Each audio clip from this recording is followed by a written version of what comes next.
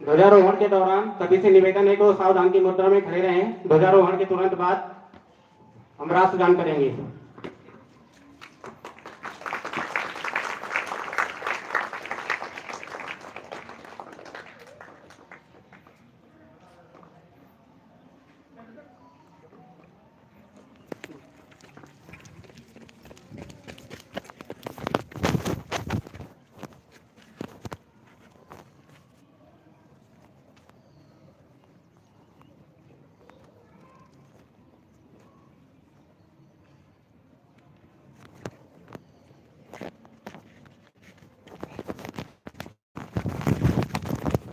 गण अधिनायक जय हे, भारत भाग्य विधाता।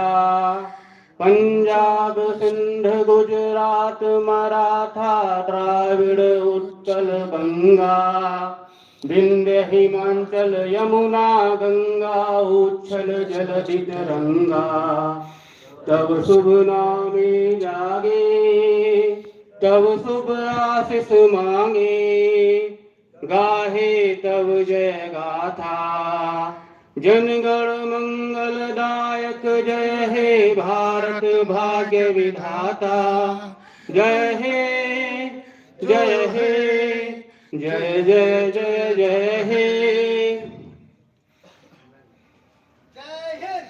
जय हिंद। धन्यवाद महोदय।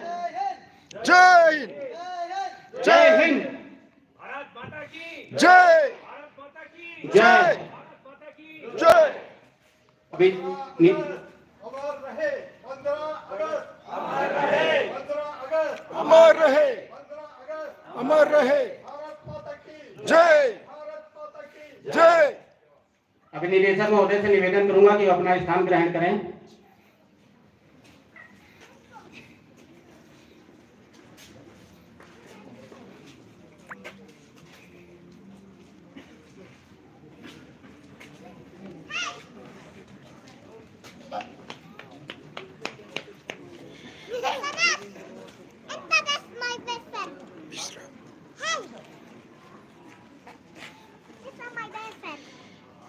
विश्राम विश्राम।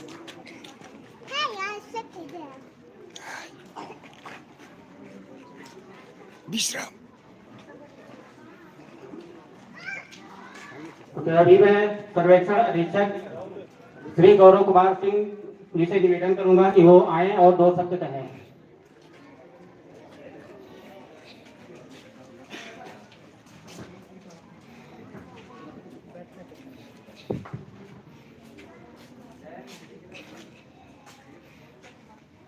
Respected director sir and my dear colleagues, सबसे पहले सब आपको स्वतंत्रता दिवस के हार्दिक शुभकामनाएं।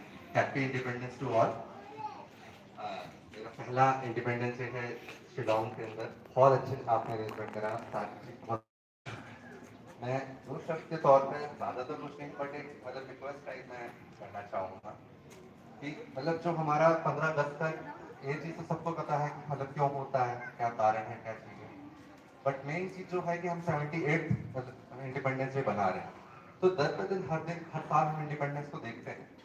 तो एक जो चीज मेरे लिए हमेशा नोटिसेबल रही है, मिसिंग होते जा रही है, इसकी महत्वता कि हम कितना इसको जानते हैं, कितना चीज जानते हैं। एक तो इंडिपेंडेंस डे का अर्थ जाने के मतलब कि हम हर साल ही क्यों पढ़ते हैं। 15 अगस्त 1947 के बाद फिर हम करते हैं ताकि हमारे आने वाली जनरेशन इस चीज को हमेशा जिंदा रहे। जो इन्होंने बोला 15 अगस्त अमर रहे, तो अमर रहने के लिए हर साल के अंदर आपको मनाते वक्त ये पता होना चाहिए कि क्या हुआ था और वो हमेशा जिंदा रहे। और इसके लिए कि हम सब जैसे हैं, हम अपनी आगे वाली जनरेशन को क्या चीज इस दिन के अंदर बता सकते। तो ये सिर्फ एक दिन छुट्टी के लिए तरह ना मनाया जाए, इसके अंदर एक भावना हो जो हमारे बच्चों के अंदर जाए कि इस दिन हमारे 1847 से क्या क्या हुआ था। इतने शहीदों की, इतने शहीद उन्होंने अपनी जाने गए।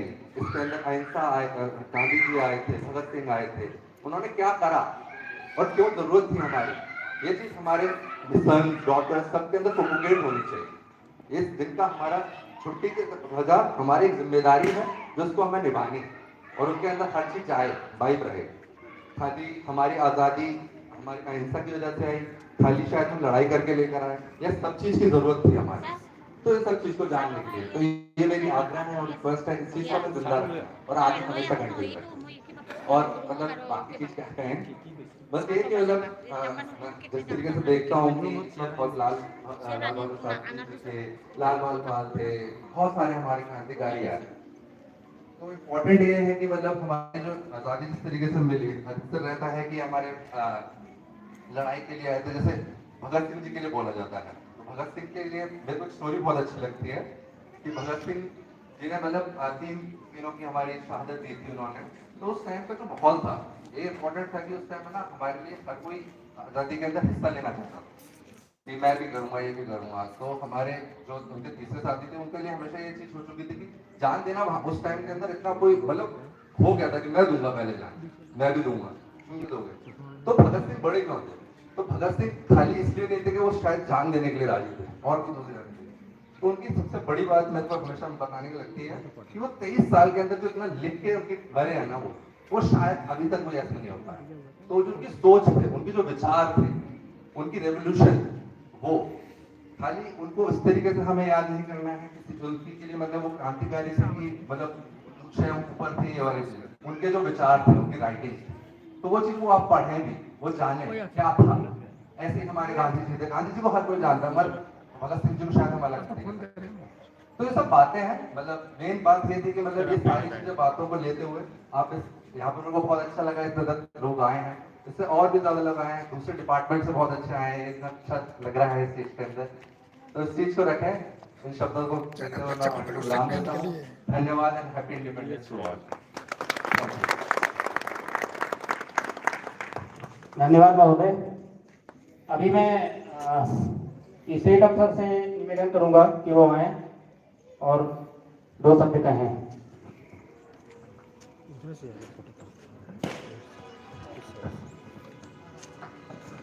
रिस्पेक्टेड डायरेक्टर सर, हमारे एसएस सर, वरिष्ठ अधिकारी एवं साथियों, सबसे पहले तो मैं आप सबको 78वां स्वतंत्रता दिवस के मौके पे बधाई देता हूं और हम सब यहाँ पे हर्षोल्लास से इस चीज को मना रहे हैं। इसको देखते हुए मुझे बहुत आनंद हो रहा है कि इस बार हमारे यहाँ पे इतना भीड़ है और बहुत अच्छा लग रहा है। मौसम ने भी बहुत साथ दिया है। सबसे पहले तो हमारे देश में जो स्वतंत्रता सेनानी ने जो अपना बलिदान देके या मतलब अपना जान गंवा के हमें जो आज़ादी दिलाई, इस चीज को हमें ध्यान में रखते हुए हमें निरंतर ये प्रयास करना चाहिए कि हमारा देश और विकसित से कैसे विकासशील देश बने और एक जो करप्शन फ्री, जो भ्रष्टाचार मुक्त देश हो और हम अपने देश को दुनिया में यह मिसाल कायम करने में सक्षम हो कि भाई हम विश्व गुरु बन सकते हैं और हम बनेंगे, क्योंकि हमारे अंदर वो जज्बा है और हमने ये देखा भी है कि भारत आज बहुत आगे चला गया है और हम विश्व के 5वां इकोनॉमिक कंट्री है। ये बहुत बड़ी उपलब्धि है और इस चीज को ध्यान में रखते हुए हमें निरंतर ये प्रयास करें कि हम जहाँ पे भी है, जो भी कर रहे हैं, हम निरंतर सिंसियरली अपना देश के प्रति अपना जो ड्यूटीज है वो निभाए। इसी शब्द के साथ मैं अपने शब्दों को विराम देता हूँ। Thank you so much.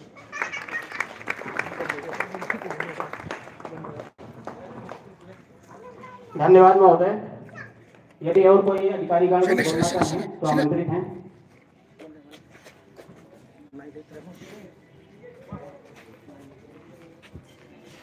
तो फना होने की इजाजत किसी से ली नहीं जाती, फना होने की इजाजत किसी से ली नहीं जाती, ये वतन की मोहब्बत ऐसा आप पूछ कर की नहीं जाती। स्वतंत्रता दिवस के इस 78वें वर्षगांठ के पावन पर्व पर आप सभी को हार्दिक शुभकामनाएं और मुझे यहाँ सुनने के लिए आप सभी का विशेष धन्यवाद। सन 1947 में आज ही के दिन हमारे देश को लगभग 200 वर्षों के ब्रिटिश औपनिवेशिक शासन से मुक्ति मिली थी। उसी की याद में हम आज का दिन मनाते हैं और हर साल की तरह इस बार भी हमें ये अवसर मिला है कि हम अपने शहीदों को एक बार फिर से याद कर रहे हैं। अगर वो ना होते, अगर शहीद ना होते,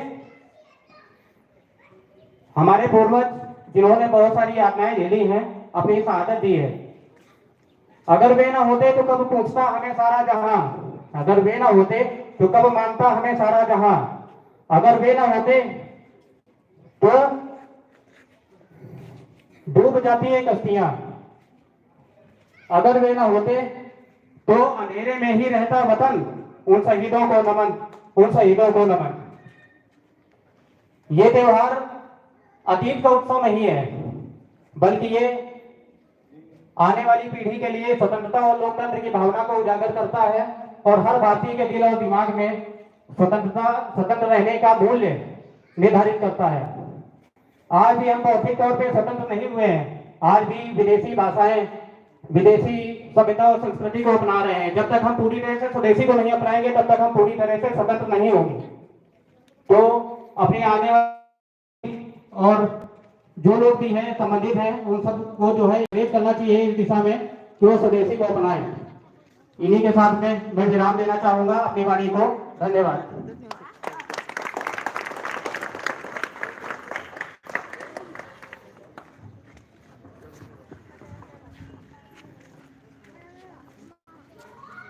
माननीय सर्वे ऑफ इंडिया का निर्देशक महोदय, समस्त अधिकारीगण, कर्मचारीवृंद और आमंत्रित अतिथिगण, समूह सर्वे ऑफ इंडिया का परिवार का सदस्यगण, आज हमारा ये 15 अगस्त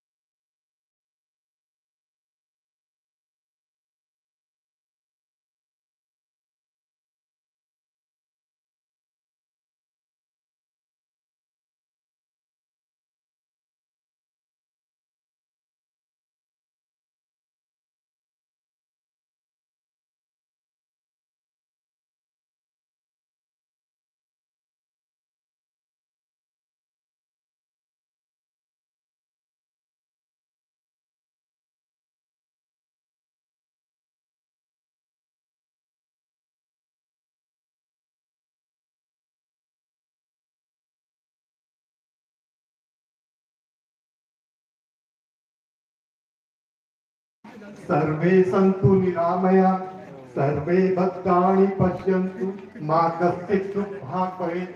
अर्थात सभी सुखी हो, सभी का कल्याण हो, सभी निरोगी हो, किसी को भी दुख का भागी न बनना पड़े।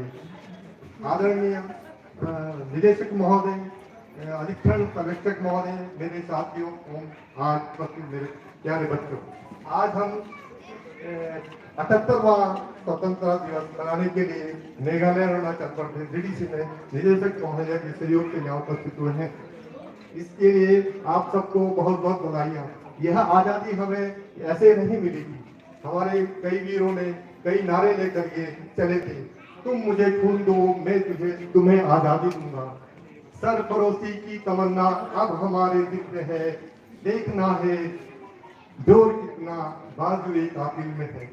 ये नारे दे सदा भगत सिंह, चंद्रशेखर आजाद और सुभाष चंद्र बोस जी थे, जिन्होंने हमें स्वतंत्रता के लिए आज हम जो सांस ले रहे हैं उनकी छाया सत छाया में ही हम ले रहे हैं। तो मेरा अनुरोध है कि आज के दिन हम संकल्प लें और ये संकल्प लें कि हम अपने आज हमें खून और बलिदान देने की जरूरत नहीं है, हम अपने कर्तव्य और कर्मठता से अपने जो हमें कार्य दिया गया है उसको अपने निष्ठा भाव से पूरा करें और अपने देश को आगे बढ़ाने में सहयोग दें। धन्यवाद। धन्यवाद महोदय। शहीद जो वतन की धूल को माथे लगा के चल दिए, सरफरोशी के नए नगमे सुना के चल दिए, जिनकी हुंकारों से गूंजा था ये गगन, उन शहीदों को नमन, उन शहीदों को नमन। और मैं डायरेक्टर महोदय से निवेदन करूंगा कि वो आज के इस अवसर पर 2 शब्द कहें।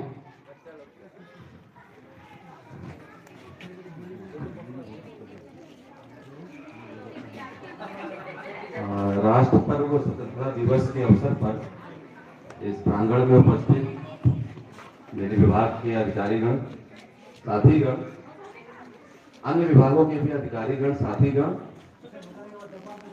उनके परिवार और प्यारे बच्चों, सबसे पहले तो 15 अगस्त की शुभ घड़ी में मैं आप सभी का स्वागत करता हूं, बहुत बहुत बधाई देता हूं, शुभकामना देता हूं।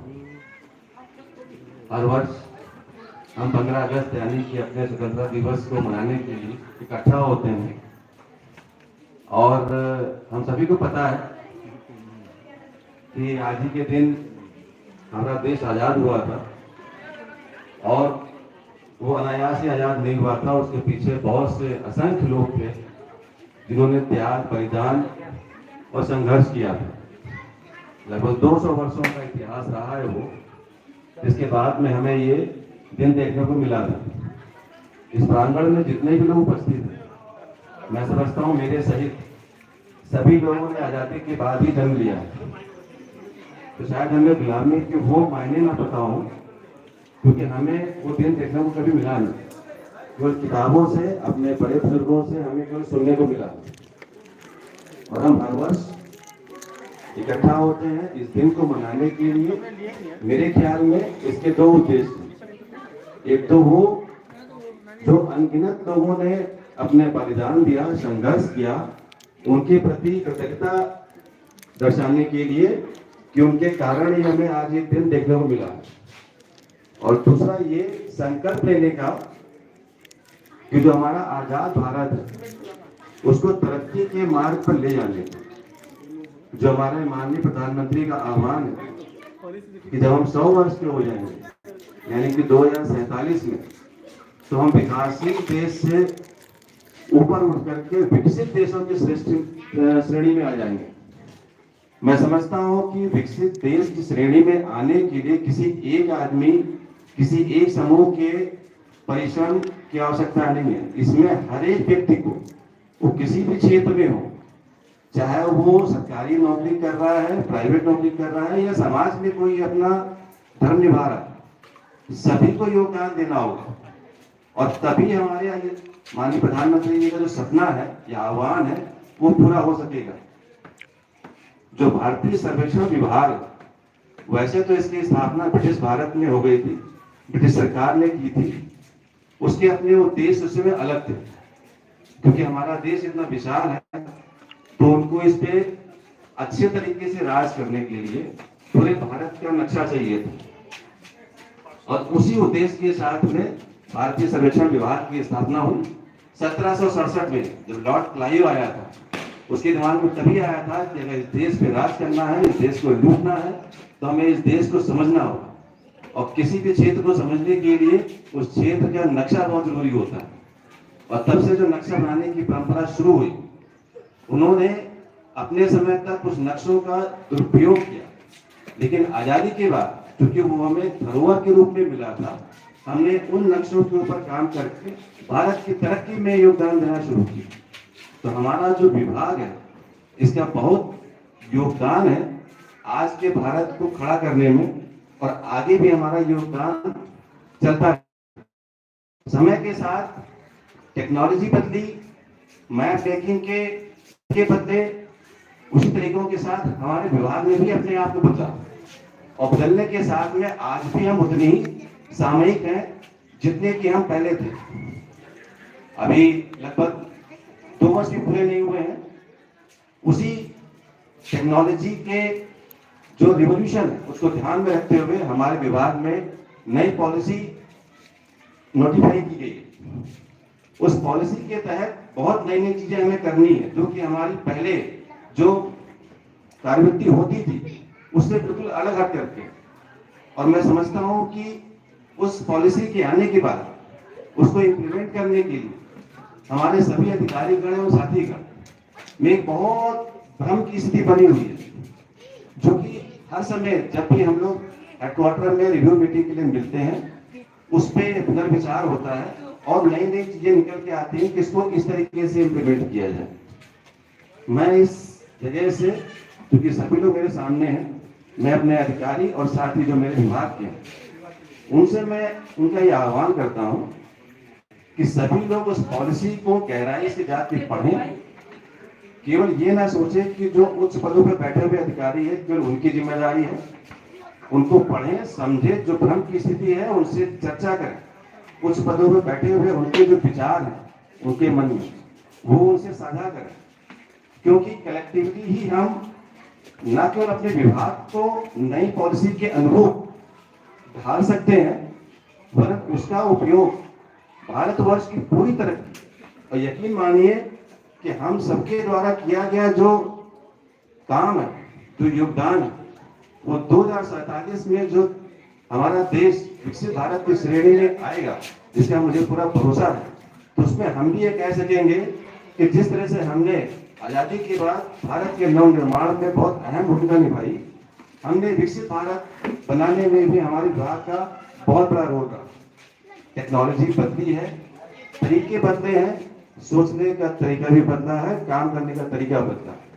हमें केवल ये देखना है कि जो भी जिम्मेदारियां हमें दी गई हैं उसका हम पूर्ण कर्तव्य निष्ठा से, पूर्ण समर्पण से निर्वाह करें। केवल और केवल अपना अपना काम अगर हम करते रहेंगे तो वो संपूर्णता में विभाग की तरक्की होगी, और जब विभाग की तरक्की होगी तो फिर पूरे देश की तरक्की उसमें समाहित है। और ये हर विभाग अगर ऐसे ही सोच ले, विभाग के साथ साथ हर नागरिक की सोच ले, जो सामाजिक जीवन में भी अगर अपने आप को संतुलित होकर के, अनुशासित होकर के जीवन जीता है, तो मैं समझता हूँ कि वो भी एक तरह की राष्ट्र सेवा। राष्ट्र सेवा केवल किसी वर्दी तक, किसी विभाग तक सीमित नहीं होती। वर्दी वाले लोग हमसे अलग इसलिए हैं क्योंकि वो प्रत्यक्ष रूप से सेवा करते हैं, वो हमारे लिए जान तक वो जो है न्यौछावर करने के लिए तैयार रहते हैं। उनकी सेवाओं को हम लोग नजरअंदाज नहीं कर सकते, लेकिन जो हम लोग उनकी वजह से यहाँ सुरक्षित है अपने देश में, हम सबका कर्तव्य है कि वो जो अपना कर्तव्य निभा रहे हैं उसके साथ साथ हम भी अपना कर्तव्य निभाएं और इस देश को तरक्की के मार्ग पे ले जाने में अपनी पूर्ण भूमिका निभाएं। इन शब्दों के साथ मैं आप सबका आह्वान भी करता हूँ, आग्रह भी करता हूँ कि सिर्फ अपनी अपनी जो भूमिका है, चाहे वो विभाग में कर्मचारी अधिकारी के तौर पे हो, चाहे समाज में नागरिक के तौर पे हो, हम सभी उसका पालन करें, समर्पणता से उसका निर्वाह करें। तो कोई डाउट नहीं है मुझे कि हम 2047 या उससे पहले भी विकसित देशों की श्रेणी में आ सकते हैं। अंत में मैं एक बार पुनः आप सबको धन्यवाद देता हूं और स्वतंत्रता दिवस के पावन पर्व पर आप सभी को शुभकामनाएं देता हूं, बधाई देता हूं। धन्यवाद। धन्यवाद महोदय। अभी मैं स्टेट अफसर को बुलाना चाहूंगा, वो ड्रग फ्री इंडिया पे आप लोगों को शपथ दिलाएंगे।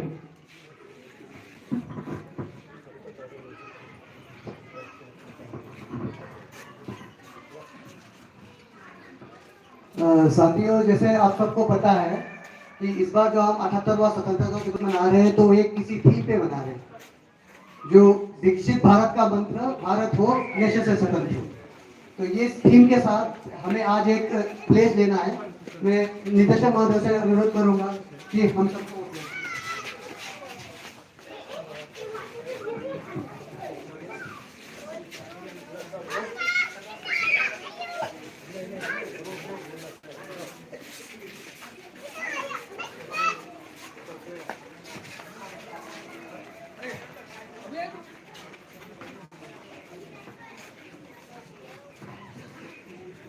इस स्वतंत्रता दिवस के अवसर पर भारत सरकार ने ये निर्णय लिया है कि क्योंकि जो नशा है ये हमारे समाज और हमारे युवा को लगभग खत्म कर रहा है, उसकी ऊर्जा शक्ति को खत्म कर रहा है। और ये भी सही बात है कि अगर आज का युवा उस नशे में ग्रस्त रहेगा तो 2047 में जब वो पूर्ण युवक बनेगा या एक परिपक्व इंसान के रूप में बनेगा और अगर वो नशे के शिकार रहेगा तो फिर वो किस तरीके से देश को वहां पहुंचा पाएगा और देश को आगे ले जा पाएगा। तो इसलिए इस अवसर पर भारत सरकार की तरफ से ये निर्णय लिया गया है कि हम सभी एक शपथ लेंगे। तो मैं बोलूंगा और आप लोग उसको दोहराएंगे।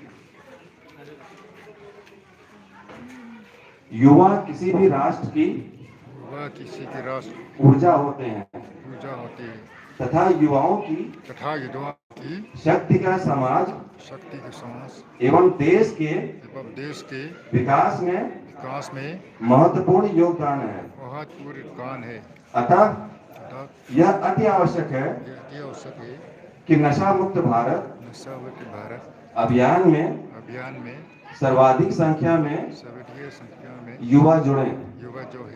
देश की इस चुनौती को स्वीकार करते हुए हम आज नशा मुक्त भारत अभियान के अंतर्गत एकजुट होकर प्रतिज्ञा करते हैं कि न केवल समुदाय, परिवार, मित्र बल्कि स्वयं को भी नशा मुक्त कराएंगे, क्योंकि बदलाव की शुरुआत अपने आप से होनी चाहिए। इसलिए आइए हम सब मिलकर अपने जिले राज्य को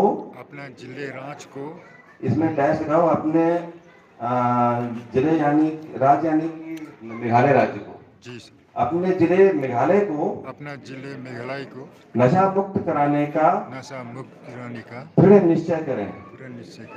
मैं प्रतिज्ञा करता हूँ कि अपने देश को नशा मुक्त करने के लिए अपनी क्षमता के अनुसार हर संभव प्रयास करूंगा। धन्यवाद। जय हिंद। Thank you sir. धन्यवाद महोदय। अभी हमारा अगला इवेंट है कल्चरल प्रोग्राम। तो for that we will have some chocolates.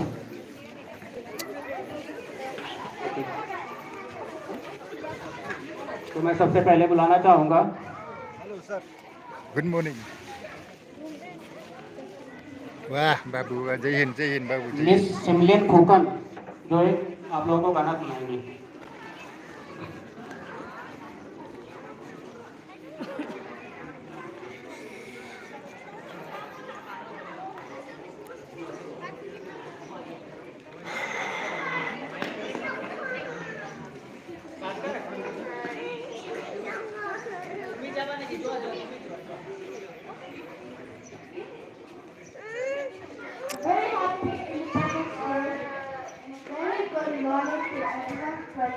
Today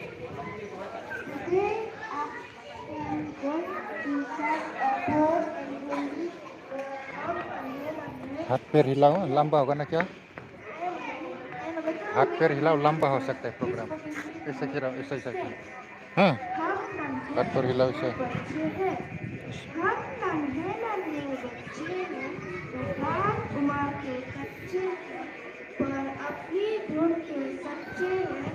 जननी की जय जय बोलेंगे, भारत की धड़ाएंगे, अपना बहुत कभी ना छोड़ेंगे, अपना प्रण कभी ना खोलेंगे, हिम्मत से नाता जोड़ेंगे, हम Kejat dan jerang buat program.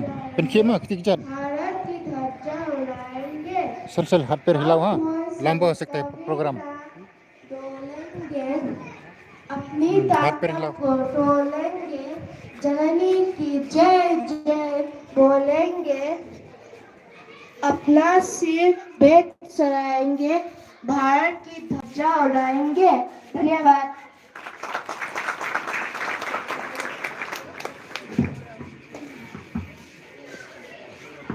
धन्यवाद बच्चे।